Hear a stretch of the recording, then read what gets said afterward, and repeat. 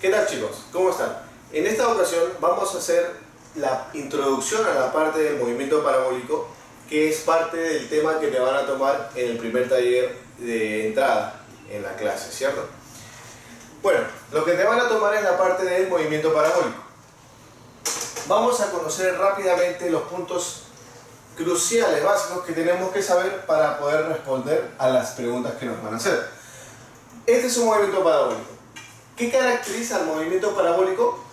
Que hay un ángulo de elevación. O sea que, para que el movimiento sea parabólico, tiene que haber un ángulo de elevación. En este caso le hemos puesto θ, que va entre 0 y 90 grados. ¿Por qué? Porque si el ángulo es 90 grados, se convierte en ¿qué cosa? En un movimiento de caída libre. Si el ángulo es 0, se convierte en un movimiento rectilíneo. Para que sea movimiento parabólico, entonces tiene que haber un ángulo θ entre 0 y 90. Ya está. Este movimiento parabólico va a hacer que el cuerpo recorra una distancia horizontal. Eso se llama un desplazamiento X.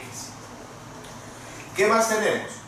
Esa rapidez con la que se lanza se va a convertir en dos componentes. Se va a descomponer tanto en el eje Y, ¿cierto?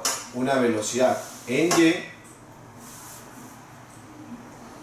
y una velocidad inicial en X. Sí o sí, para poder resolver este ejercicio tenemos que descomponer a la velocidad. ¿Ok? En X es como descomponer un vector. O sea que la componente que está al costadito del vector siempre va a ser el coseno. ¿Ok? O sea que acá va a ser el valor de la rapidez por el coseno del ángulo θ. Y en la otra velocidad o la otra componente es esa rapidez por el seno del ángulo θ. ¿Sí? ¿Qué más tenemos? Al hacer un movimiento parabólico va a haber un punto donde el cuerpo llegue a una altura máxima. Esto se llama una altura máxima. ¿Ok? Acá va a haber una altura máxima. Ya no va a subir más que ese punto que le vamos a poner B. Este le vamos a poner A y este le vamos a poner C. Ya no va a subir más. Por lo tanto, en este punto tenemos una característica importante. ¿Qué cosa? Que la rapidez en el eje X sí tiene un valor, pero en Y ¿cuánto vale?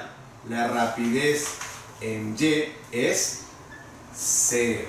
Esa es la característica. ¿Okay? Cuando llego al punto máximo, la rapidez ya es 0. Cuando estoy por acá, sí tiene una rapidez en Y y una rapidez en X. En todo este tramo, pero acá solo tiene en X.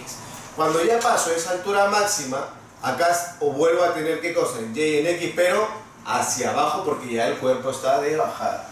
Cuando llega al punto final, llega ¿qué cosa? Con una velocidad final en Y, rapidez final en Y una rapidez final en X. Llega con dos rapideces. Rapidez final en X. Ahora, como te dije al inicio, vamos a descomponer a este vector rapidez en dos componentes, X y Y. O sea, vamos a trabajar en el eje X y en el eje Y. Al separarlo en el eje X y en el eje Y, ¿qué tenemos? En el eje X vamos a tener un MRU, un movimiento rectilíneo uniformemente variado. ¿Ok? ¿Cuál es la característica de un MRU? Que su rapidez es constante. O sea, en el eje X, la rapidez en X es constante. ¿Qué quiere decir que sea constante? Que en toda la trayectoria esa rapidez en X siempre va a ser la misma. Tanto al inicio como al final en X. O sea que esta también va a ser velocidad en X, esta va a ser velocidad en X, esta va a ser velocidad en X y esta es la velocidad en X. ¿Ok? En toda la trayectoria en X. Como es una MRU, tenemos una sola fórmula. ¿Cuál? Que el desplazamiento en X es igual a la velocidad inicial en X por tiempo.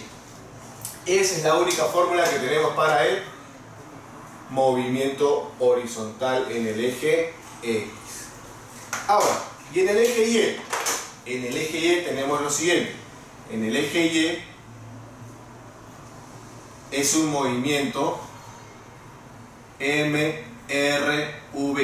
¿Qué es una MRV? Es un movimiento rectilíneo uniformemente variado. ¿Cuál es la característica del movimiento uniformemente variado?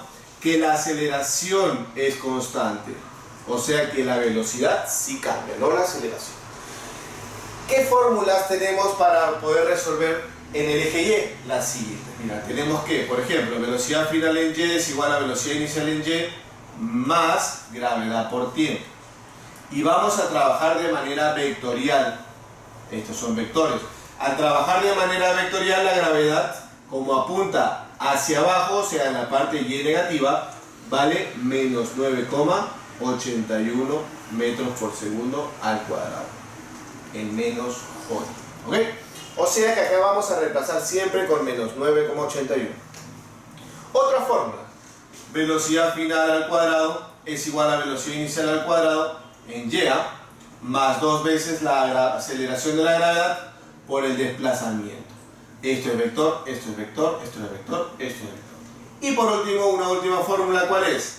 Es el Y final igual a Y inicial más la velocidad inicial en Y por el tiempo más un medio de la gravedad por el tiempo al cuadrado. Esto es vector y estos son puntos vectoriales del plano cartesiano, ¿cierto? Entonces, estas son las tres fórmulas que vamos a trabajar en el eje Y. Estas son las tres fórmulas que vamos a trabajar en el eje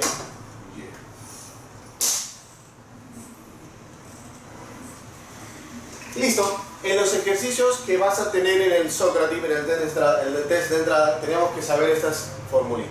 Ahora, ¿qué relación hay entre el eje X y el eje Y? Hay una relación importante entre estas fórmulas y estas fórmulas. ¿Quién es?